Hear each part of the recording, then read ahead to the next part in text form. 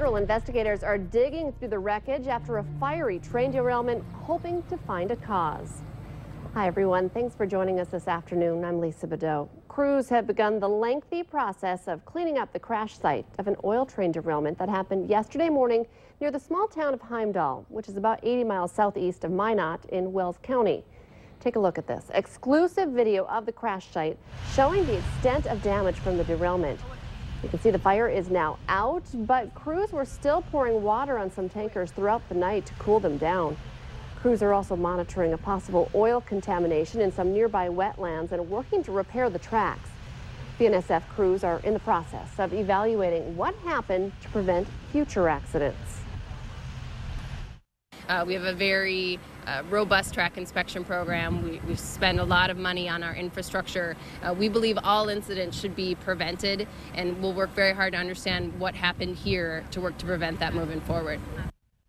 Investigators are trying to figure out why the train went off the tracks, but we have learned a broken wheel found at the site is being looked at as a possible cause.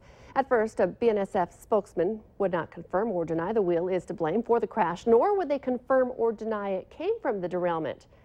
But another spokesman reached by phone last night says the broken wheel is a possibility that is being considered. Valley News Live called BNSF again this morning for comment and was referred to the NTSB. A spokesman for the NTSB said he was unaware of the broken wheel, but expects to know more later today. Evidence that SEMCA continues to operate on the North Dakota State College of Science campus in Wahpeton.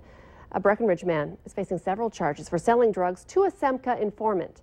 Joshua Peterson allegedly sold 6 pills worth about $60 to a confidential SEMCA informant last November. 2 more buys happened, the most recent in January of 2015. The pills were lab tested and are used to treat ADHD. Peterson was arrested and charged last week. If convicted, he faces a maximum of 20 years in prison and or $20,000 in fines for the felony charges. New for you at noon, a 20-year-old woman from Candu, North Dakota is dead after the pickup she was driving hit a ditch and rolled overnight. It happened about 6 miles northeast of Candu just after midnight. The Highway Patrol says the driver lost control of her vehicle on a wet gravel road and entered the ditch and rolled. The driver was later pronounced dead at the Towner County Medical Center.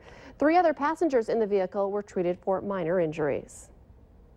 The Red River Valley Fair has canceled the poultry exhibits for this summer's fair because of the bird flu outbreak and possible spread into the area. The State Board of Animal Health made that call. The live egg hatching and live poultry displays will also be eliminated in the Ag Education Center.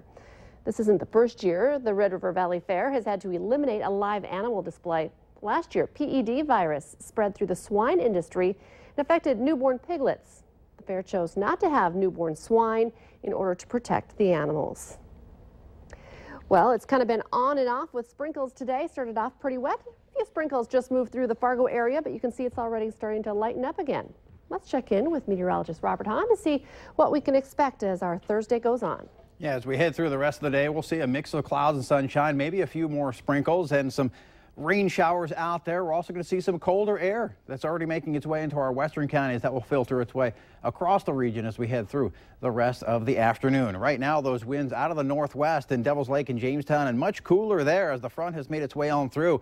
It'll be making its way through the Red River Valley here over the next hour or so, and then points east as we head through this afternoon along that front. Yeah, we've had a few showers out there, and we'll continue to see a chance for a few showers as we head through this afternoon and this evening. That will continue to push off towards the east. Widespread rain, not really. We're going to see some showery weather out there and maybe a rumble or 2 of thunder. Behind the front, look at that, in the 40s in Devil's Lake and Jamestown, in the 60s and even to around 70. Ahead of that front continues to make its way on through again. Temperatures will be falling this afternoon. Breezy conditions today with a chance for a shower, maybe a rumble or 2 of thunder. Tomorrow, maybe a little bit of rain, especially in our far eastern counties very early on, but things drying on out late Friday. Big weekend ahead of us with the marathon and Mom's Day. We'll detail that forecast coming up in just a little bit. Looking forward to that. Thank you, Robert. Bail is set at $250,000 for the North Dakota school superintendent accused of having a sexual relationship with a 15-year-old boy. Police arrested Charles Soper at the Sawyer School Tuesday after discovering he allegedly used a social media app to connect with the boy. Prosecutors say the two had sexual encounters at least 11 times, often including a third as a yet unidentified person. Soper is charged with luring a minor and human trafficking. Bad news for North Dakota deer hunters. You'll have even less of a chance to get a tag this year. The number of deer licenses available in North Dakota has been cut again to less than 44,000. That's 4,700 fewer than last year and the lowest since 1978. Game and Fish officials say deer populations remain low in many areas of the state. The deadline to apply for a license for this fall is June 3rd. Former Vikings coach Bud Grant is answering some of his fans with another of his famous garage sales. Grant has taken to Twitter to announce he'll sell more team memorabilia, along with outdoor gear and Les Cuba artwork that was so popular last year. So save the date, mark it on your calendar, May 20th through the 22nd. It will be happening at his Bloomington home. And big news for the Fargo Dome, Shania Twain is coming to the Dome this fall. Shania Twain is touring North America for the first time in 11 years. The Rock This Country tour will be at the Dome on September 21st. Tickets go on sale May 15th at 9 a.m. Want to stay updated on breaking news and weather alerts wherever you go? Sign up for our Valley News Live text alerts. Just head to our website, valleynewslive.com, and click the text alerts button for all the details.